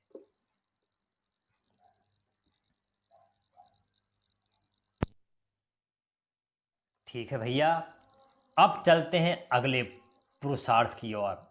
अब हल्का सा आप आश्रम को ध्यान रखना। 4 आश्रम में अपने अपने उद्देश्य है। ब्रह्मचर्य आश्रम सिर्फ धर्म निभाना है, आपको धर्म अपनी कर्तव्य निभाने हैं। कर्तव्य क्या? सिर्फ पढ़ना है, ज्ञान अर्जन करना है, नौकरी लगना है। उसमें काम भी नहीं आना चाहिए, उसमें पैसे की कमानी मत सोचो। कुछ बच्चे देखे होंगे आपने, आपको याद आ रहा हुआ, ठीक है, पढ़ भी लें और पैसे भी कमा लें, दुकान भी चला लें। ये चीजें नहीं होगी भैया, ध्यान रखें। आप सोच रहे हैं पढ़ भी लें तो आप किसानी भी कर लें घर जाकर, ठीक है, कुछ अनाज बेच के जाए, कुछ मोबाइल ले लें, ये चीज नहीं होती। ये सब चीजें हैं। तो ब्रह्मचर्य मतलब पढ़ोगे तो सिर्फ पढ़ोगे और कुछ चीज नहीं। उसके बाद गृहस्थ जीवन है, वर्तमान में लिंक होते हैं, वर्तमान में इसका प्रासंगिक है अपने अपने हिसाब से, पूरी तरह नहीं होती है लेकिन फिर भी। अब जो अंत में होता है वो, अब हम धर्म की बात करते हैं, मोक्ष। जो अगला पुरुषार्थ होता है मोक्ष। और रियल में जब व्यक्ति, बच्चे बड़े हो जाते हैं, बाद में समझ में आती है, अरे सभी मोह माया है, जिसके लिए कमाया खाया पिया कोई मतलब नहीं है, ये आत्मा अमर है, दुनिया भर चीजें होती है, वो है मोक्ष है। और मोक्ष का उद्देश्य कब होता है? स्टार्टिंग में मात्र संन्यास जीवन और वानप्रस्थ दोनों में होता है। ये देखते हैं पुत्रों, डालो हेडिंग मोक्ष। धर्म ग्रंथों के अनुसार आत्मा को जन्म मृत्यु के बंधन से मुक्त करना ही मोक्ष है। ओके, जन्म मृत्यु, ये मृत्यु लोक है, ध्यान रखें भैया, ये मृत्यु लोक है। जो आप धरती पे आप फूड देख रहे हो, बच्चे जमने लिए, अच्छे लगे, फिर बाद में बड़ा हुआ, फिर विवाह हुआ, उसको लगता है सब सुख है, और दुख ही दुख है। अपने परिवार में देख लो, हर एंगल से कोई सुख रहा हो, अंत में चला गया, फिर वही आया। तो ऐसे काम, हिंदू धर्म का ऐसा एक पुरुषार्थ है कि मोक्ष प्राप्त करते हैं। वो सोचता है कि भगवान ये इससे जंजाल से खत्म करो, दोबारा हमें धरती पर आना ही ना पड़े। अभी लगता हुआ नहीं भैया, हम तो आएंगे, बड़ा अच्छा लगता है धरती पर, ठीक है। कैसा लगता? पढ़ रहे हो आप, मेहनत कर रहे हो, सुबह उठ रहे हो, सुबह शाम तपस्या कर रहे हो, ये कितना बड़ा कष्ट है। ओके, अपने माँ बाप से पूछ लो, आपको पढ़ाने के लिए कितनी मेहनत लगती है उनकी, इतने में माँ बाप से अपनी पुत्र बालिका अच्छे से बात नहीं करते हैं, सम्मान नहीं कर, कितना कष्ट होता हो, ये भी क्या है। तो अंत में तो है दुख ही दुख। तो सोचता है भैया जन्म और मृत्यु के बंधन से मुक्त हो जाए, 2 बार धरती पे आना ही ना पड़े। और ध्यान रखें, मैं इसको समझाता हूँ, आगे मैं आपको इसको समझा देता हूँ। अपने कर्मों के अनुसार इस जन्म तथा अगले जन्मों का कर्म फल मिलता है। ठीक है, हिंदू धर्म में इसको मान के चलता है कि हमारे यहाँ पुनर्जन्म होता है। ओके, अपन आगे वाला टॉपिक पुराण पढ़ेंगे, उसमें 84 लाख योनियां हैं। ठीक है मित्रों,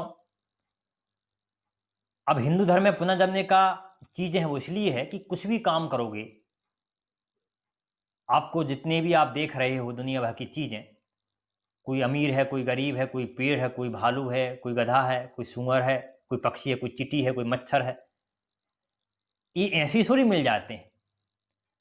अगर आप मान के चल रहे हो कि भगवान के पुनर्जन्म होता ही नहीं है, अगर पुनर्जन्म नहीं है तो भगवान ने भैंस ही बना दिए। अगर भगवान ने भैंस ही बना दिए होंगे, किसी को अच्छे घर में पैदा कर दिया, किसी को विद्वान घर में पैदा कर दिया, किसी गरीब में पैदा कर दिया, किसी को विकलांग पैदा कर दिया, किसी को मच्छर बना दिया, किसी को भेड़ बना दिया, किसी को बकरा बना दिया, कोई काट रहा है, कोई मुर्गा खा रहा है, ये भैंसी थोड़ी बना दी। अगर भैंसी बना दिया, आप नहीं मानते हो, अगर आप पुनर्जन्म में नहीं है, अगर ये भगवान ने ये सब बनाए हैं तो भगवान ने अन्याय किया है। भगवान ही भेदभाव कर रहा है कि हमको अच्छे घर में पैदा कर दिए, किसी को पैसे वालों के घर में पैदा कर दिए जिनके पास सब सुविधाएं हैं, एक के पास बेचारे सुबह शाम खाने को पैसा नहीं है। तो मतलब भगवान खुद अन्याय कर रहा नहीं कर रहा। अगर आप खुद बड़े घर में पैदा हो जाए, एक गरीब व्यक्ति सोचता रहा, अगर मैं उदाहरण के लिए हम डॉग की बात कर लेते हैं, कुत्ते की बात करते हैं, एक कुत्ता किसी बड़े घर परिवार में पैदा होता, जो हीरो उनके घर पर पैदा होता हुआ, किसी अंबानी घर में पैदा होता हुआ, किसी ट्रम्प के घर में पैदा होता हुआ। ठीक है, एक कुत्ता बेचारा बड़े बड़े लोगों के घर में पैदा हुआ है तो वो कार में घूम रहा है, बड़ी बड़ी कारों में, ऑडी में घूम रहा है पीछे बैठ के। और एक कुत्ता बेचारा गलियों में घूम रहा है। एक इंसान को गाड़ी में बैठने का मौका नहीं मिला और दूसरे कुत्ते को मौका मिल रहा है दुनिया भर के पकवान खाने का। ठीक है, बड़े बड़े आपने देखे होंगे पैसे वालों कुत्ते कितने भयंकर होते हैं। अगर आपको लगता है, अगर पुनर्जन्म में, अगर हमारे धर्म में हम मानते हो किसी धर्म में पुनर्जन्म नहीं है, तो फिर ये भगवान आपको कोई भी धर्म में, ये वर्तमान में जो यूनिया में भोग रहे हैं लोग, तो वो किस आधार पे भोग रहे हैं। कोई आदमी पेड़ क्यों बन गया, कोई व्यक्ति कुत्ते ही क्यों बना, कोई व्यक्ति इंसान क्यों बना, इंसान में कोई गरीब क्यों बना, कोई विकलांग क्यों बना, कोई अंधा क्यों बना, कोई सुंदर क्यों बना। अगर ये बिना कारण बन रहे हैं तो इसका मतलब ये है कि भगवान ने अन्याय किया है, भगवान ने हमें अन्याय करके भेजा है। नहीं भैया, भगवान ने अन्याय नहीं भेजा है। जो आपने पिछले जन्म में कर्म किए हैं उसका फल है कि किसी आप जानवर बने हो, छिपकली बने हो, छिपकली। तो आपको घर में छिपकली परेशान करती है, ये कोई होगी छिपकली? छिपकली क्या करेगी? आप उठा के भगाते हो, कोई मार देता है। ठीक है, ये चीजें होती हैं। तो ये कर्मों का खेल है। तो ये मोक्ष ये है कि इसकी समझने की कोशिश करें, और इसकी अपन थोड़ी विस्तार चर्चा और अपन पुराण पढ़ेंगे तो वहां से मैं लिंक समझाऊंगा, लेकिन इतनी लिंक बहुत जरूरी है। मेरी समस्या समझो कि इतने बड़े टॉपिक को, ये गूढ़ रहस्य होता है, बहुत गहरा रहस्य है, जिसको मैं समझाने की कोशिश कर रहा हूं कम शब्दों में। ठीक है, यह है कि भैया पुनर्जन्म होगा, ये बार बार लफड़ा ना हो जाए, फिर आ रहा है, फिर परेशान हो रहा है, फिर पढ़ रहा है, फिर फेल हो रहा है, फिर शादी हो रही, फिर परेशान हो रहा है, फिर मर रहा है, फिर बीमार हो रहा है। इससे मुक्त हो जाओ, काम खत्म हो जाए। दूसरी प्रकार समझ सकते हो आप, न स्वर्ग मिले न नरक मिले, डायरेक्ट भगवान धाम मिले, भगवान विष्णु के पास जाए, टेंशन खत्म करो, ये चीजें होती है। ओके, अब ये बहुत बड़ा विषय है, अब आपके मन में कई सवाल आ रहे होंगे, वो मेरा काम नहीं है। ठीक है, ये इतना समझ सकता हूँ कि हर समस्या का समाधान वेदों में और पुराणों में, वेदों में और आपके ग्रंथों में है। उसको पढ़ने में आपको बहुत पढ़ना पड़ेगा, तो हर समस्या का कम समय में आपके हर समाधान पूरा नहीं कर सकता मैं। और समझे, मनुष्य के अलावा सभी शरीर मात्र भोगी योनियां हैं, मनुष्य मात्र कर्म योनि है। यहाँ कर्म करोगे तो आपको अच्छे कर्म मिलेंगे, और अच्छे कर्म कर लोगे, बहुत अच्छे कर्म कर लोगे, तो भगवान दोबारा धरती पर भेजेगा ही नहीं, परमानेंट निपटा देगा कि मेरे साथ रहो पुत्र। जैसे तारा ध्रुव, ध्रुव तारा, ओके, जैसे प्रहलाद भगवान के घर में बगल में है, आराम से मौज मस्ती करते रहते हैं। अच्छे, चलो ठीक है, थोड़े कर्म खराब थे, धरती पर आप आ गए, लेकिन फिर भी कर्म ठीक थे, अच्छे परिवार पैदा हो गए। ज़्यादा ही अच्छे कर्म थे, लेकिन इतने अच्छे भी नहीं थे, आप भगवान मोक्ष मिल जाए तो अच्छे थे, ज़्यादा अच्छे थे, तो आप किसी विद्वान के घर में पैदा हो गए, विद्वान में सम्मान मिलेगा आपको हमेशा। और उससे कम कर्म में आपके थे अच्छे, लेकिन कम कर्म में, जो कर्म में आपके कम अच्छे थे, तो आप पैसे वाले घर में ले गए। लेकिन पैसा वाला होना और विद्वान होने में बहुत अंतर होते हैं। बड़े-बड़े राजा महाराजाओं के घर में बड़े-बड़े राजकुमार पैदा हो जाते हैं और पूरी अपना वंश खराब कर देते हैं वो। ये चीज़ें होती है। तो मतलब ये है कि जो मानव शरीर है ना, वो कर्म योनि है। ये सिर्फ़ मानव को शरीर है, ये सिर्फ़ कर्म करने के लिए होता है। अच्छे कर्म करोगे, निपट जाओगे आप हमेशा के लिए टेंशन फ्री। ओके? और जो बाद में देखते हो छिपकली, मच्छर, कॉकरोच, हाथी, घोड़े, सूअर, ठीक है? नालों में कीड़े, ये दुनिया भर की जो आपकी योनियाँ हैं, ये आपकी भोग योनियाँ। आप सोचते हो मच्छर आया, मच्छर मुझे काटता है, उसे पता ही नहीं मैं काट रहा हूँ। छिपकली बेचारा आप भगाते हो, फिर अंदर जाते हो, फिर गुस्सा आती है, इसको मार दें, ठीक है? किसी मन में आता है बेचारे नहीं मारे हैं छिपकली बेचारी, ठीक है? उसको पता ही नहीं है, ये क्यों बेचारी भोग रही है वो। पेड़ खड़ा हुआ है और सबसे खराब, शास्त्रों में लिखा है सबसे खराब काम करोगे, पेड़ बनोगे। ठीक है? उसमें भी कई चीज़ें, कई पेड़ होते हैं, लग बताऊँगा आपको, अगले हम पुराण पढ़ेंगे, पुराण में 84 लाख योनि बताऊँगा, कितनी-कितनी, कौन-कौन सी योनियाँ, भूत-प्रेत की योनियाँ होती है। वो सिर्फ़ भोगने वाली होती है। यहाँ कष्ट भोग रहे हो आप। कोई बेचारा मच्छर बना, कितना कष्ट भोग रहा हो। तुरंत आपने ताली बजाई और काम खत्म। वो बेचारा खाना खाने का आया, अपने बच्चों को खाना खिलाने आया था। वो किसी छिपकली को ठंड लगी, घर के अंदर आ गई। ओके, सूँगर बेचारे भाग रहे हैं, लोग खा जाते हैं, उनको मार, उसको नहीं छोड़ते, कुछ किसी धर्म के लोग, जाति के लोग, खुद सूँगर से ज़्यादा हो गए हैं। ये होती है मानव शरीर कर्म योनि है, यहाँ कर्म करेंगे तो आप अच्छे कर्म करो, ज़्यादा अच्छा करोगे तो टेंशन फ्री भगवान में लीन हो जाओगे। नहीं तो फिर अच्छे कर्म करोगे, स्वर्ग भोगे, नरक भोगे, दोनों अस्थायी है, फिर नीचे जाओगे धरती पर। ठीक है? फिर काम शुरू हो जाएगा, फिर कष्ट शुरू हो जाएगा। बड़े-बड़े घर में देख लो आप। अरे बड़ी-बड़ी फैमिली में भी अंबानी घर में पैदा हुए, एक अंबानी, मुकेश अंबानी जिसके पास ज़्यादा पैसे हो गए, ये बेचारा छोटा अनिल अंबानी कर्ज में परेशान है। बड़े-बड़े घर में पैदा हो जाते हो, प्रधानमंत्री बन जाते हो, प्रधानमंत्री हत्या हो जाती है आपकी, तो वो भी दुःख है एक प्रकार से। ये है तो सब भोग योनियाँ और मानव शरीर कर्म योनि है, इसको अपन अच्छे से बाद में चर्चा करेंगे, यहाँ इतना ही पढ़ना है मोक्ष। मतलब टोटल समझाने का मतलब हो रहा है कि जो आपको जंजाल आपको दिख रहा हो वर्तमान में, कि हम मज़े आ रहे हैं, बाकायदा मोबाइल चला रहे हैं, खाना खा रहे हैं, पी रहे हैं, घूम रहे हैं, फ़िल्म देख रहे हैं, कितना आनंद है, हमें 2 बार मिलना चाहिए। ये सब झूठ-फ़रेब है, ओके? अब जाओ, मोक्ष को प्राप्त कर लेना ही आत्मा का मुख्य उद्देश्य है, जो मानव जीवन की सबसे बड़ी उपलब्धि है। मोक्ष मतलब दोबारा टेंशन खत्म। यहीं देख लो, आपको लगता है कि यार मैं अभी, मेरे पास नौकरी नहीं है यार। नौकरी कब मिल जाएगी आपको छोटी-मोटी? अभी सोचते हैं, कई लोग सोचते हैं मुझे नौकरी मिल जाए, मैं टेंशन मुक्त हो जाऊँ, नौकरी लग जाती है, अपनी कोचिंग में कई नौकरी वाले आते हैं। ठीक है? वो भी दुखी, अरे नौकरी में परेशान, अब वहाँ बॉस परेशान करता है, बड़ा अधिकारी बन जाऊँ।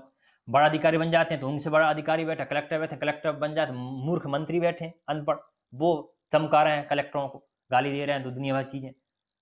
मंत्री बन जाते, प्रधानमंत्री बैठे हैं, प्रधानमंत्री बन जाते हैं, पूरा वर्ल्ड बैठा है, डब्ल्यूएचओ बैठा है कंट्रोल करने के लिए कोरोना देखो, ठीक है? नहीं तो वर्ल्ड आपका एक संगठन बैठा है, नहीं तो अमेरिका का ट्रम्प बैठे हैं, तो टोटल आपको शांति है क्या? आपको लगता है कलेक्टर बनने में उसको सुख प्राप्त है? टोटल मतलब, मोक्ष का मतलब ये है, लेकिन आप लोगों के लिए वर्तमान में सिर्फ़ एक ही मोक्ष है भैया, वो है अच्छी पढ़ाई करके, ब्रह्मचर्य का पालन करके आप नौकरी लग जाओ टेंशन मुक्त। मतलब यहाँ से अपन टॉपिक को थोड़ा एंड करेंगे कि मोक्ष का मतलब होता है जो जन्म मृत्यु के बंधन से काम खत्म, फिर जन्म लिया, फिर पुनर्जन्म हुआ, तो इस चक्र से मुक्ति, पेपर मार चुका। मोक्ष मतलब पुनर्जन्म, जीवन मरण चक्र से मुक्त हो जाओ, टेंशन परमानेंट, शरीर भगवान का ही अंग हो जाओ। ठीक है? इसकी चर्चा अपन थोड़ी बहुत पुराण में करेंगे। ठीक है? अंत में क्या होगा? अंत में आपको मोक्ष मिल जाए, इससे थोड़ी आपको अच्छी अनुभूति मिलेगी। ब्रह्मा जी और भगवान विष्णु, माता लक्ष्मी जी बैठे हैं, तो टोटल इस धाम में देखो कितना प्यारा धाम है, एक प्रकार से 3D के माध्यम से, तो टेंशन मुक्त हो जाओ। ठीक है मित्रों, अभी तक हमने आपके आश्रम के जो पुरुषार्थ होते हैं 4, धर्म, काम, मोक्ष और अर्थ, इनको देखा, इनका अध्ययन किया। अब बात आती है कि भैया ये तो मनु स्मृति ने बताए थे 4 आश्रम, व्यक्ति की 100 वर्ष की आयु मानकर उसको बांट दिया था, उसके अपने अपने कर्म को अपने अपने समय को के आधार पर बांट दिया था। क्या हम इसको वर्तमान के संदर्भ में जोड़ सकते हैं क्या? या ये वर्तमान में आज भी प्रासंगिक है, आज भी ये लागू है क्या? उस समय के विचार आज भी इसको कह सकते हैं? तो 100% ये वर्तमान में भी लागू होते हैं। मैं आपको समझाता हूं कि हमने पढ़े हैं धर्म, अर्थ, काम, मोक्ष, ये आपके आश्रम हैं। अब बात आती है कोई व्यक्ति 100 साल जीता है नहीं जीता, वो बात की बात है। अब इसको हम वर्तमान के संदर्भ में कैसे प्रासंगिक कर सकते हैं कि कैसे हम वर्तमान में इसको हम अपने जीवन में उतार सकते हैं? तो यहां ब्रह्मचर्य आश्रम का मतलब समझना, जो भी आपका अपना लक्ष्य है, जो भी आपका अपना कर्तव्य है, धर्म का मतलब होता है, धर्म का मतलब होता है महान कर्तव्य, मतलब कर्तव्य, ध्यान रखें। तो ब्रह्मचर्य आश्रम का मतलब ले सकते हो कि जिस इंसान का जो भी अपना लक्ष्य है, जो भी अपना सपना है, जो भी उसको प्राप्त करना है, जब तक वह पूर्ण ना हो जाए, जब तक रुकना नहीं है, वही ब्रह्मचर्य आश्रम ले सकते हो। अब ये मत सोचो कि भैया हमारा तो विवाह हो गया तो अब हम ब्रह्मचर्य नहीं, यहां मतलब मन निकालो।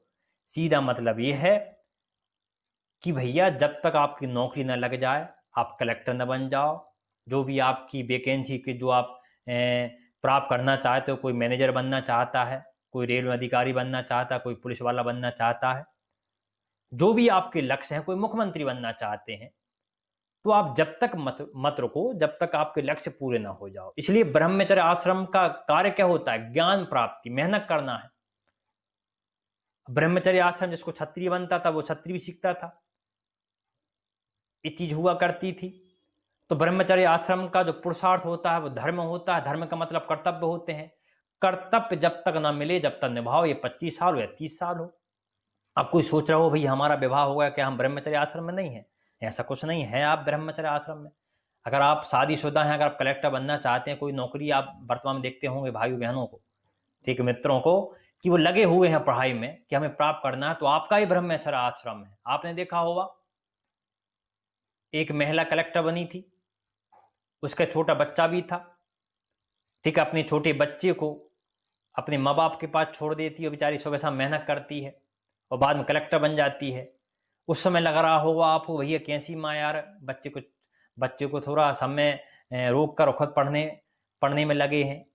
तो भैया बाद में जब वो कलेक्टर बनी, उसकी रैंक आई आईएएस में, जो उसने मेहनत की है उसका फल कौन भोगेगा? वह बच्चा भोगेगा। उसने इंटरव्यू दिया था कि मेरे बच्चे को लग रहा है घर में कोई शादी का माहौल है, सब मुझे बधाई देने आ रहे हैं और सब मेरे इंटरव्यू लेने आ रहा है, मैं टॉपर हूं या कोई टॉप रैंक में हूं, तो बच्चे को लग रहा कि हमारे घर में शादियां हैं। तो उस समय लगा होगा, उस समय बहुत मोह आया हूं कि भैया मैं भी पिता हूं। अगर आप पिता नहीं तो आप भी पुत्र हैं, तो अपने माँ बाप से आप महसूस कर सकते हैं कितनी चिंता करते हैं, कितना लगाव रहता होगा बच्चों को। उसको छोड़कर, उस मोह माया को छोड़कर, उस स्पर्श को छोड़कर, उससे एक प्रकार से इमोशन को छोड़कर बेचारी पढ़ने में लगी, बाद में कलेक्टर बन गई।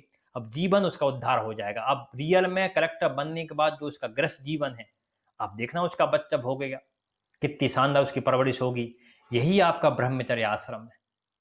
अब गृहस्थ आश्रम मतलब जो आपका सपना पूरा हो गया उसके बाद, उधर मतलब गृहस्थ आश्रम मतलब 25 साल तक पढ़ाई पूरी हो जाती, पर नौकरी तो होती नहीं, कॉम्पिटिशन एग्जाम तो होते नहीं थे, कि मात्र आपने तलवार सीख ली, आपने धनुष चलाना सीख लिया, आपने ज्ञान अर्जित कर दिया, पूरे उब्बे पढ़ लिए, तो हम खत्म। और राजा बन जाते थे, घर में जाकर अपनी अपनी संभालते थे। यहाँ तो कंपटीशन एग्जाम है ना, यहाँ तो पढ़ाने के बाद भी आपको लड़ना है, फाइट करना, कि वो आपकी उम्मीद मेहनत के ऊपर है। वहां भी अलग बात है, जो ज्यादा मेहनत करता था वो अर्जुन बन जाता था। ये चीजें हुआ, वहां भी कई पोस्ट हुआ करती, कोई कोई धनुषधर की पोस्ट हुआ करती जिसमें सबसे ज्यादा मेहनत लगती थी, कोई भाला चलाता था, कोई भीम की गदा चलाता था। वो भी अपनी अपनी पोस्ट है, कोई कलेक्टर है, कोई मुख्यमंत्री है, कोई पटवारी है, उदाहरण के लिए ये चीजें हैं। तो गृहस्थ आश्रम मतलब अपने सपने पूरे हो जाए जब आप अपना सांसारिक जीवन जिए। अब बच्चे हो, बालक हो, बालिका हैं, या छात्र हो, जो अपने शादीशुदा हो, कोई भी हो, अपने लक्ष्य पूरे कर रहे हो। अब आप सोच रहे हो कि मैं अपनी बहन की घर में भी शादी अटेंड कर लूँ। अपनी बहन की शादी हो रही है, अपनी भाई की शादी हो रही है, अपनी परिवार की, तो ठीक है। अब भैया की बहन की मैं शादी चला जाऊँ, लोग क्या कहेंगे? और लोग क्या कहेंगे तो आप टेंशन मुक्त हो जाओ। इसलिए ध्यान रखना भैया, बिल्कुल चुपचाप सहते रहो, पढ़ते रहो। कोई आपकी निंदा कर रहा, कोई तारीफ कर रहा, उससे कुछ मत बोलो। भैया पूछते रहो, भैया कोई बोले कैसे हो? भैया आपकी कृपा है, सब ठीक-ठाक है। क्योंकि भैया बहुत बहुत बड़ा दाँव लगा हुआ है आप पर। इसलिए आप पढ़ें और बाजी जीत लो, हारना मत। ओके? नहीं तो एक-एक सेकंड का हिसाब होगा, बार-बार कह रहा हूँ, एक-एक सेकंड का हिसाब होगा। मेहनत करोगे तो कैसे आपको सफलता नहीं मिलती है, तो देख लेना आप। ओके, जो आप वर्तमान में जितना कष्ट भोग रहे हो, अरे मैंने अपने मित्र अपने देखे हैं मेरे, इन दिल्ली-मिल्ली में कितने कष्ट भोगते हुआ करते थे। अब वो कॉम्पिटिशन है, वो अलग ची बात होती है। कई जॉब भी हमने भी की है, चीज़ें होती हैं, तो कई परेशानी होती है। लेकिन अभी तो आपका सिर्फ़ एक ही लक्ष्य है कि आपको नौकरी लगना, वो ही ब्रह्मचर्य है। गृहस्थाश्रम जब आपकी नौकरी लग जाए, जो आपका अगला काम होगा। अब वानप्रस्थ को कैसे समझ सकते हो? कि कलेक्टर बन गए, अच्छी नौकरी लग गई, आपका विवाह हो गया, आपके बच्चे फिर बड़े हो गए, 16, 17, 20 साल के हो गए, बच्चे पढ़ने लगे। उस समय आपका मोक्ष का मतलब ये है कि आप ज़्यादा परेशान मत हो। बच्चे बड़े हो गए हैं, 20-25 साल के हो गए हैं, आप 50-55 60 साल के हो गए हैं। अब बार-बार उनको ज़्यादा टोका-टाकी मत करो। उनको मित्र बनाओ और प्रयास करो, उनको ये मैं महसूस दिलाओ कि बेटा मैं आपका मित्र, मैं आपका दोस्त हूँ, मित्र हूँ। जो भी अगर आपको मुझसे एडवाइस चाहिए मैं आपको दे सकता हूँ। अब इसमें यह अहंकार मत लाओ सफ़ेद बालों का, कि मैंने दुनिया देखी है, मेरे ऐसे ही बाल पूरे सफ़ेद नहीं हो गए हैं। मैं तुमसे ज़्यादा जानता हूँ, इसकी कोई गारंटी नहीं है तुम अपने पुत्र से ज़्यादा जानते हो। अगर मेरा उदाहरण कहूँ, मैं पिता हूँ, मेरी बच्ची छोटी है। क्या मैं कह सकता हूँ कि मेरी बच्ची मुझसे ज़्यादा बुद्धिमान नहीं होगी?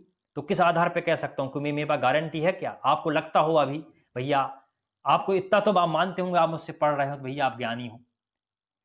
आप हमसे ज़्यादा तो ज्ञानी हो, इतना जानते होंगे। ठीक है, क्यों ज्ञानी कोई परिभाषा नहीं होती, बहुत बड़ी होती है। जो ज्ञानी कह रहा है, वो खुद मूर्ख है। इतना आप जानते हो भैया, आप हमसे ज़्यादा जानते हो। अभी लगता होगा कि भैया मनु सर की बच्ची है, तो सर बहुत जानते हैं। ये इसकी कोई गारंटी नहीं है। ये गलतफ़हमी है। अंतर इतना है, मोटे-मोटे तौर पर मैं आपको अपने उदाहरण से बता रहा हूँ कि इतना अंतर है कि मैं पहले आया और मेरी बच्ची बाद में आई। ओके, इतना ही मैं आगे कह सकता हूँ। ठीक, कोई बच्चे में कब कौन-सी इंद्रियाँ जाग जाए पढ़ने में, कब वो ब्रह्म ज्ञान प्राप्त कर ले, क्या बन जाए, ये कोई नहीं कह सकते। इसलिए सबसे पहले गलतफ़हमी ख़त्म कर दो। ठीक है, आप सीनियर हो, आपके सफ़ेद बाल हो गए हैं, तो आप बच्चे को लेक्चर दे सकते हो, बच्चों को पूरा एडवाइस दे सकते हो। ये इतना ही है जितना आप उसको दे सकते हो। आपने देखे होंगे आज के माँ-बाप हल्के से पढ़े लिखे हैं या कुछ भी हैं, सुबह-शाम टोंका-टाँकी, टोंका-टाँकी, टोंका शुरू हो जाते हैं, बच्चे प्रेशर में जाते हैं। फिर वो क्या है, आपसे क्या लेंगे? आप बिना नॉलेज के, बिना उपदेश के उनको सुबह-शाम ज्ञान दे रहे हो, तो आपसे क्या उपदेश लेंगे, क्या सलाह लेंगे? फिर वो फुटपाथ पे मित्रों से लेंगे, अगल-बगल के मूर्खों से लेंगे। तो मतलब जो उसको एडवाइस है, जो आपको घर से मिलती है, उसको सही जगह, क्योंकि आप उसके शुभचिंतक थे, वो नहीं मिल पाएगी। अब वो क्या करेगा, अब वो सड़क साफ, रोड पे मिलेगी उसको, गंदी वाली सलाह मिलेगी और खराब सलाह मिलेगी। स्वार्थी वाली को सलाह मिलेगी, उसका फ्यूचर खराब हो जाता है। भाई इतना देखो, उसकी संगति खराब ना हो, ये आपका काम है। बस संगति खराब ना हो, क्योंकि संगति बहुत खराब रहती है भैया। कर्ण भी अच्छे हुआ करते थे, लेकिन दुर्योधन का उसका साथ था, वो काम खत्म, उसकी हत्या हो गई। दुर्योधन भी कह सकते हो अच्छा था, लेकिन उसको अपने मामा शकुनी की परवरिश मिल गई, वो काम लग गया उसको। टोटल बात इतना ध्यान रखना है भैया, आपको मैंने कई बार बताया है, अगर एक चींटी फूल से संगति करती है, तो फूल भगवान पे चढ़ जाते हैं, भगवान पे बैठ जाती है। और एक चींटी जलती हुई लकड़ी की संगति कर लेती है, तो लकड़ी जल जाती है और खुद जल जाती है वो। टूट रही है, इतना काम आपका है, बाकी तो फिर बच्चा बताएगा, आपका आपसे ज्ञानी है नहीं है, ये चीजें हैं। तो ये आप ज्यादा अहंकार ना करें, ये मन में ना सोचें कि मैं अपने बच्चों से ज्यादा हूं। बस ये ध्यान रखो, उसकी परवरिश शानदार हो, उसको हर ज्ञान दें और उसकी सही मतलब सही बात, गलत मतलब गलत बात। और आप लोगों से खुद गलती हो तो बच्चों के सामने स्वीकार शुरू करो कि बेटा मुझसे भी गलती हुई है, वो भी स्वीकार करेगा। ये वानप्रस्थ का मतलब है। अब परिवार नहीं छोड़ सकते आप, ये ध्यान रखें। अब मान लो बच्चा बड़ा हो गया, अब आप मान लो संन्यास आश्रम की ओर चल रहे हो।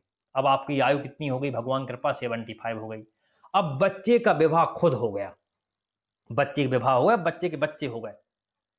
अब यहां आप इतना ही मतलब मत रखो। अब आराम से घर में रहो, भजन करो, ये सोचो कि धरती पे क्यों आए थे, क्या ऊपर भी कुछ था, लोक भी था, परलोक भी। अपने मित्र बनाओ और हंसते रहो, व्यायाम करते रहो। और इतना ध्यान रखो अपने बेटों बेटियों से कि बेटा जब भी आपकी हमारी ज़रूरत हो अनुभव की, आप हमसे ले सकते हो। और बीच में आप अनुभव मत दो, बच्चे समझदार हो गए हैं। और कुछ जगह तो ध्यान रखें, कुछ जगह ठोकर खाते हैं जब भी सही होते हैं व्यक्ति। इसमें अच्छा उदाहरण महाभारत का है। अरे भगवान श्री कृष्ण खुद यादव थे, यदुवंशी थे। जिस जिस यादव परिवार में भगवान श्री कृष्ण पैदा हुआ हो, भगवान कहते, अब भगवान के जो यदुवंश था उसमें ही आपस में लड़ मुड़ के सब खत्म हो गए और सब चले गए। जब भगवान श्री कृष्ण अपने परिवार को नहीं संभाल पाए, अपने समाज को नहीं पढ़ा पाए, अपन कौन सी खेत की मूरी है।